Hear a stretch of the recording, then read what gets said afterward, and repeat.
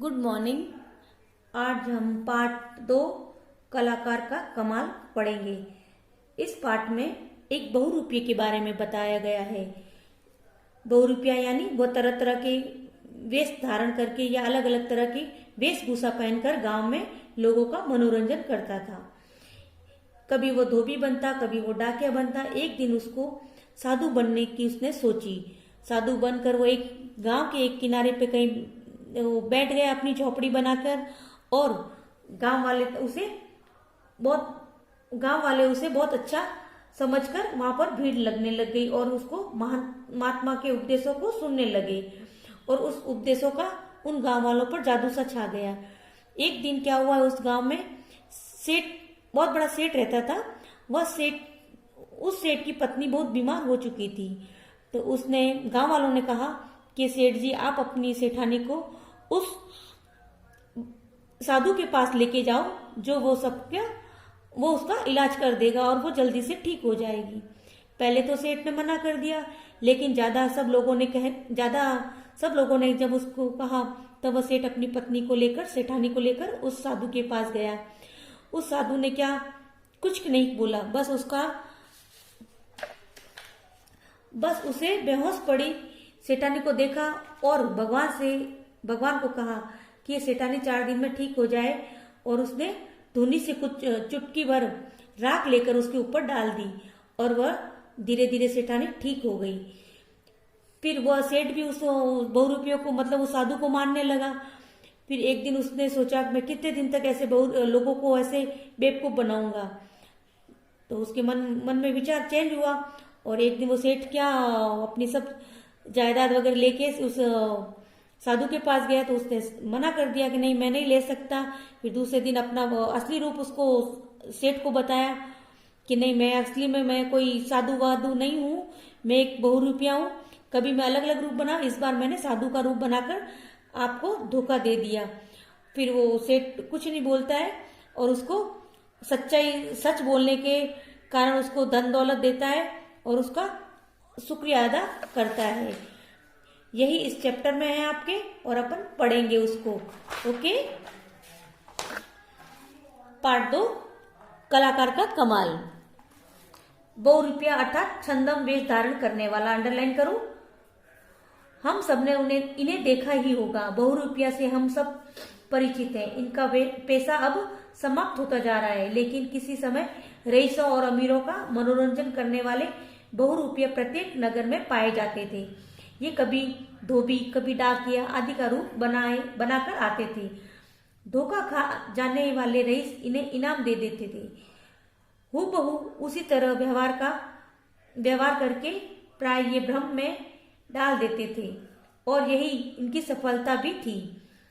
मैंने राजस्थानी लोक कथाओं में बहुरूपिये का एक किस्सा सुना था जो मुझे अभी भी याद है। ऐसा लगता है कि हम सभी के अंदर कहीं न कहीं उसी तरह का एक बहुरूपिया बैठा है। हमारे अंदर भी एक बहुरूपिया है। कभी हम सच बोलते, कभी झूठ बोलते हैं, ऐसा चलता है। अब कहानी सुनो। एक बार बहुरूपिये ने साधु का रूप बनाया। किसका रूप बनाया? साधु का। सिर पर जटाएं, नंगे शरीर पर बबूत, माथे पर त्रिपुट, कमर में लंगोटी। उसके ऊपर से कहीं कोई कमी नहीं थी और वह एकदम संसार त्यागी वैरागी साधु के समान प्रतीत होता था। उसने शहर के बाहर बड़े से पेड़ के नीचे अपनी कुटिया तैयार की, मतलब अपनी झोपड़ी, अपना मकान बनाया। कुटिया यानी जहाँ साधु संत रहते हैं। बगीचा लगाया और बैठकर तपस्या करने लगा। धीरे धीरे सारे नगर में समाचार फैलने लगा कि नगर में एक बहुत पहुंचे हुए महात्मा ने डेरा लगाया है। मतलब लोगों को पता चला कि बहुत बड़ा महात्मा यहाँ आकर रहा है गांव के पास। लोग उसके दर्शन को आने लगे और धीरे धीरे चारों तरफ साधु का यश फैल गया। सारे दिन उसके पास भीड़ लगी रहती थी। लोग कहते थे कि महात्मा जी के उपदेशों में जादू है और उनके आशीर्वाद से संसार के बड़े से बड़े कष्ट दूर हो जाते हैं। किसके आशीर्वाद से बड़े कष्ट दूर हो जाते हैं? उन साधु से। साधु कौन था? वो बहुरूपिया जो साधु बना था इस बार। अपनी कीर्ति से साधु को कभी कभी बड़ा आश्चर्य होता था और मन ही मन वह अपनी सफलता पर मुस्कुराता रहता था। नगर के सबसे बड़े सेठ से जब किसी ने साधु का जिक्र किया तो वह इसे अंधविश्वास कहकर हंस पड़ा। मतलब उस सेठ ने कहा ऐसा कुछ नहीं होता, ये अंधविश्वास है। हंस पड़ा, बोला ऐसे ढोंगी जाने यहाँ कितने आते रहते हैं। और वह अपने कारोबार में लग गया। लेकिन साधु का नाम चारों ओर फैलता जा रहा था। साधु कभी कभी सोचता कि अब इस बहुरूपिया जीवन में साधु का नाम चारों ओर फैलता जा रहा था। कभी कभी सोचता कि वह उस बहुरूपिया जीवन में लौटने में क्या रखा है, क्यों ना इसी रूप में अपनी बाकी जिंदगी काटी जाए। यानी उसके मन में एक लालच आया कि क्यों साधु के कारण उसकी सब जगह ख्याति प्राप्त मिल रही थी, उसको जगह जगह दूर दूर उसकी साधु की बातें हो रही थी, तो उसको लालच आ गया कि मैं अब इससे साधु बनकर ही जीना चाहता हूँ। लेकिन कभी कभी उसका मन धिक्कारता, कभी कभी उसका मन कहता नहीं ये जिंदगी अच्छी नहीं है। वह जिंदगी भर साधु बना रहा तो अपने असली पैसे के साथ बेईमानी होगी। उसका पैसा कौन सा था? बहुरूपये का। वो लोगों को हंसाता था।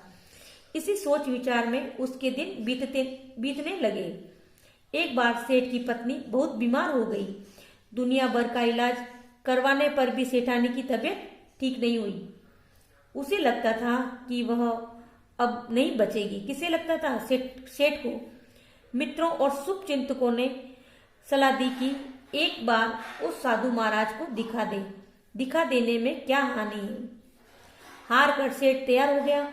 साधु ने जब दूर से आते सेठ को देखा तो बहुत प्रसन्न हुआ।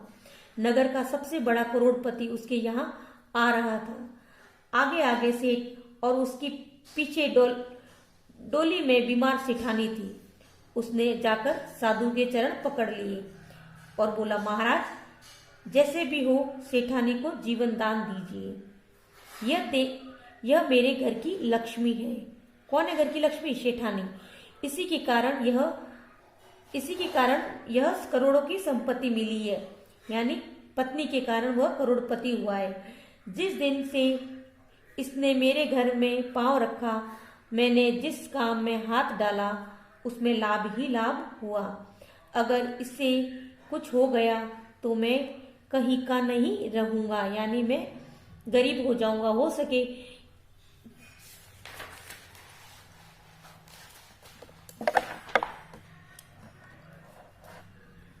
साधु ने गंभीर चेहरा बनाकर डोली का पर्दा उठाया। सेठानी बेहोश पड़ी थी। भगवान ने चाहा तो सेठानी 7 दिन में ठीक हो जाएगी, उसने कहा। किसने कहा? साधु ने। और धूनी की चुटकी भर राख उसके ऊपर डाल दी। फिर रोज आने को कहकर अपनी आंख मूंद कर समाधि में लग गया। सेठानी रोज आने लगी और संयोग से धीरे धीरे उसकी तबीयत सुधरने लगी। 7-8 दिनों में उसकी बीमारी समाप्त होने लगी। सेठ को साधु पर अटूट आस्था हो गई और वह रोज उसके पास आने लगा। सेठानी ठीक हो गई, लेकिन सेठ रोज आता रहा। आज हम इतना ही पढ़ेंगे, अगली बार आगे की लाइन पढ़ेंगे। ओके,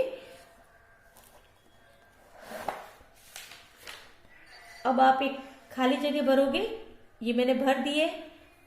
सबसे पहले तो आप शब्दार्थ करोगे। क्या करोगे? शब्दार्थ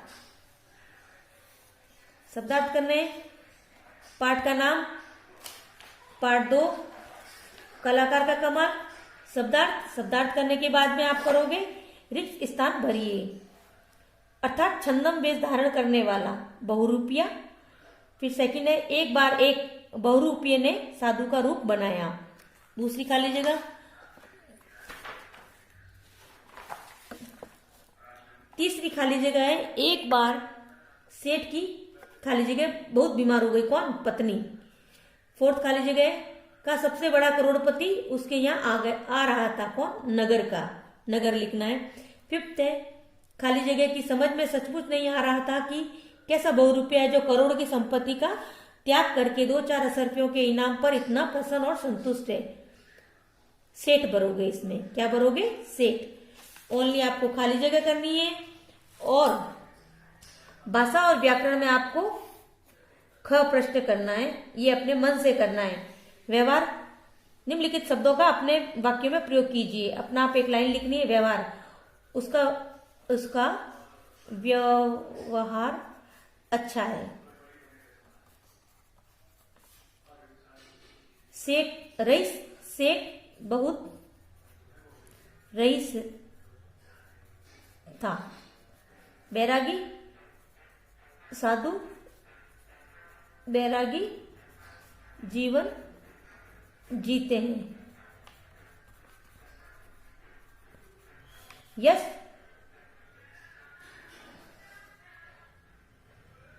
साधु का यश जगह जगह फैला था। संपत्ति, साधु ने संपत्ति लेने से साधु ने संपत्ति लेने से मना कर दिया। इसका ये करना है आपको, और खाली जगह करनी है। ओके, ये 2 क्वेश्चन और शब्दार्थ आपको करने हैं कॉपी में सुंदर सुंदर राइटिंग से।